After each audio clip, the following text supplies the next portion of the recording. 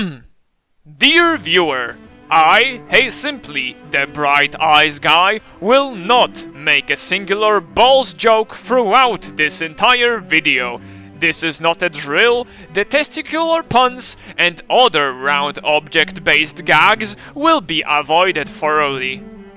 With that out of our way, hello everyone and welcome to today's episode where I will review the infamous hogwash floating, murdering, mumbling and energy class A machine that is Zenyatta. Some damage heroes can only dream about achieving a fraction of power that this monk beholds, but how exactly does he achieve this feat as a support hero? How can a support hero dominate the entire lobby with astronomical damage numbers? How is he single-handedly responsible for melting the enemy tank's health bars? Ladies and gentlemen, these are all very good questions that will be answered very soon. Having a lot of experience with the support role, I understand what is my job as a healer, but this guy flips the entire concept of supporting on its head. No longer are you babysitting your allies and watch them as they do all the dirty job for you. Now you become something all supports swore to destroy, a silent assassin, shoving all of your bullets straight into the enemy faces and sending them on a spiritual journey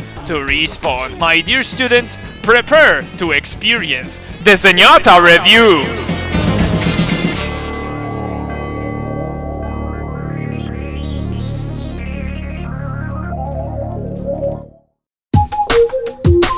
Zenyatta's story is as complex as a tic-tac-toe tournament. Even though he's one of little Omnic characters in the game, he has been treated like a complete background character. The entire lore of Overwatch would be the exact same without him, which is a little sad, because it is entirely based on this humans versus Omnic conflict. But not only is Zenyatta magically liked by everyone except Zarya, but that's okay, nobody likes Zarya too, but he is also testing the limits of our tolerance by making him float and use straight up magic to heal people. So, let's dive deep into his lore and see how Blizzard explains all of this crap. Zenyatta before an Omnic crisis was a tractor driver, and a lifeguard, and a barista, and a cashier at a laser tag arena. So in short, Zenyatta was living a life of an average American college student trying to pay up his loans. Of course, the entire crisis period is foggy in his mind, so he can't remember anything that was happening in that dark time. But I'm sure he's just lying and he probably went on a little William Afton child killing spree and doesn't want anyone to know. After the Awakening, which was an event that made all the Omnics gain self-awareness and give them an option to choose what they want to do, before he had anything to say, he has been approached by Ramatra and recruited to the infamous magical place that is the Shambali Monastery. Before we move on, I want everyone to admire this picture for a moment and stare at this absolute unit that is Zenyatta. Okay, thanks. Zenyatta, now being enlightened because orbs, meets with Genji and decides to help him a little with his insecurities. Genji firstly rejects all of Zen's mumbo-jumbo, but then realizes that maybe being such a crybaby isn't so good after all. So eventually he changes his mind, and all thanks to Holy Zenyatta, Genji is now poetic and is able to vanish like a ghost. Back to Zenyatta. The robot starts floating thanks to the iris, and that's it. So you're telling me that the whole explanation why this bunch of metal is floating without any help is because spiritual power coming from a machine that decided to sacrifice herself to save all the Omnics? Jesus has no game compared to this circus. So yeah, Zenyatta floats thanks to Jesus. Some time passes, the healing Roomba is tired of the pacifist way of Shambali, so he dips in order to kill people. Just kidding, of course, there is no killing involved. Even worse, he meets Symmetra. They two talk, and the talk is going so well, Symmetra is doing some voluntary work to rebuild a part of the sanctuary they are at. Zenyatta then dips once again to his home, and Genji comes to him after the epic boss fight in Paris. The end. Half of Zenyatta's story is about other heroes in this game, and as I said, without Zenyatta, he could be just replaced with an entire village of monks or just a simple place somewhere in the mountains in Nepal, where Genji and Symmetra could seek some form of enlightenment. Even Ramatra is connected to this guy, but this time he is the one that was the teacher and Zenyatta was a student. All of that is on such a basic level that it hurts. So let's just move on. Having the wonderful answer to why Zenyatta magically floats, I can now skip this feature entirely. Just kidding, it's still nonsense. I get it that you want all characters in this game to stand out and have their own unique features, but is giving a better explanation really that hard? Why no other monks levitate like him? Does that mean the Iris agrees with Zenyatta's path of killing? Why is Ramatra not floating if he spent even more time with the Shambali than Zenyatta? This design choice is single-handedly the most bore soup feature in the entire game. But at the end, who cares? Bonus points for making a Halloween emote for him the scariest thing possible.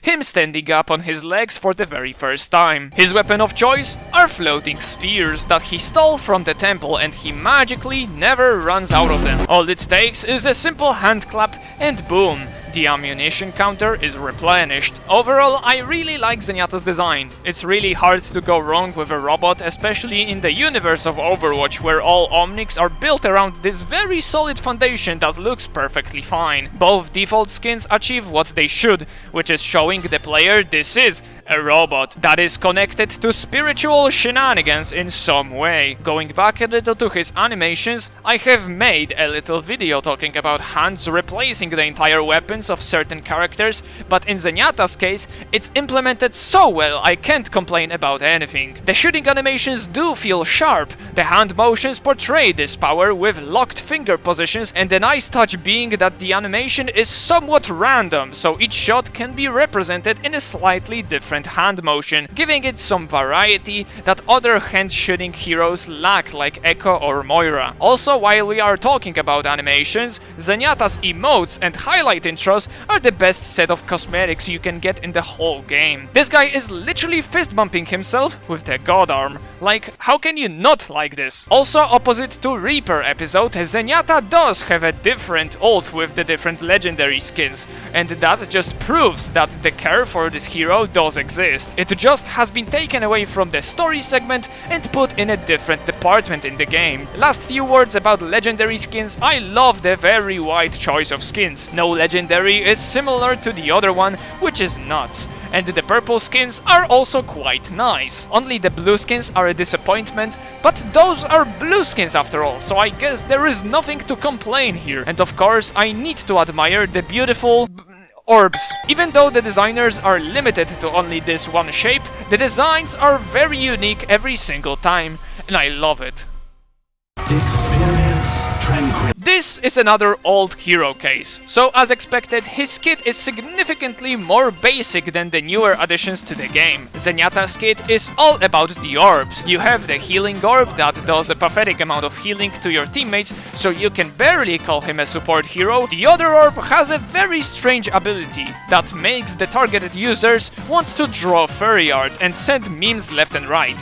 If you want to experience this debuff, make sure to press that link in the description. What this ability does in-game though is a slight buff to all damage taken, and this is the key to the question, why do I die so fast? Even a tank with a massive health pool will get shredded just because he has this purple menace floating above his head. Both orb abilities, even if easily spammable, should be used with care, as utilizing them properly to the fullest potential can be significantly more effective than just throwing them left and right without any care. Discords should be always placed on the targets you and your team are currently trying to kill, not a sniper on the other side of the map that anyone has barely noticed yet. Healing orb is less demanding, as just making sure it's always on a teammate who is constantly in the front line like your tank or a flanking DPS is good enough. Just make sure to prioritize healing your other support buddy, as keeping him alive will result in even more healing for your entire team than your pathetic orb will ever do. Now getting to the killing machine gun,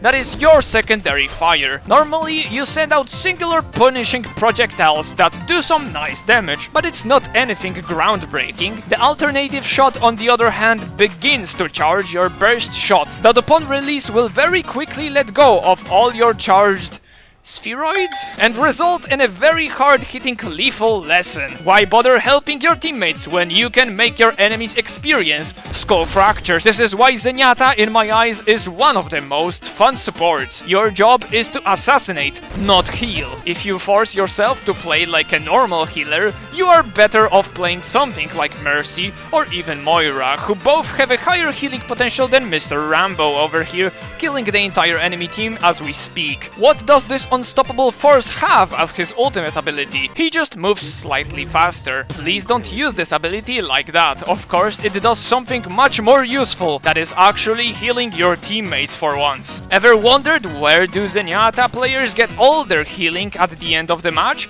Well, it's all from those singular ultimates. Additionally, while in the transcendent state, you are completely invincible, meaning this is also a great escape tool when your killing mission is turning against you and the hunter slowly becomes the prey. There is no better way to annoy your enemies than constantly killing them left and right as they think they can finally get that sweet revenge, you just float away shining like 200 suns, most likely giving a middle finger with each of those additional arms you are now magically grown. While on the topic of limbs, remember kids, Zenyatta, on top of his giga damage, has his Sparta kick, giving him hilarious potential in environmental kills, and it also looks badass. Conclusion! When you pick Zenyatta, you aren't playing a support anymore. This is just a third damage hero in disguise. A very good looking disguise if you ask me. Many times I have been in a situation where the enemy will dive me thinking they are so smart getting those defenseless supports out of the picture, but as soon as they jump me, no longer am I in danger. I am the danger. Thrusting all of your... Okay, I give up. Shoving balls in the enemy faces, watching as their health is getting drastically lower with each ball you land in their mouth, and watch as they fold in half after eating up your entire load fills me up with joy. This is the peak entertainment you can have in this game. No gun required, no over-the-top shiny ability, just simple fiddling with your lethal balls. Zenyatta will end up with a score of 5 apples out of 5 nuts. Dominating an entire lobby with the balls of a floating Roomba is the most silly and crazy things you can do in this game, and I love it. Sticking to the tradition, remember that you can always let me know down in the comments what hero would you like me to review next, and if you want to support my channel, then the best way to do so is by sharing your favorite hero review episodes with your friends and family. If you want to keep up with all the votes made for the series, then make sure to subscribe, and as always, thanks for watching, have a lovely day, bye bye.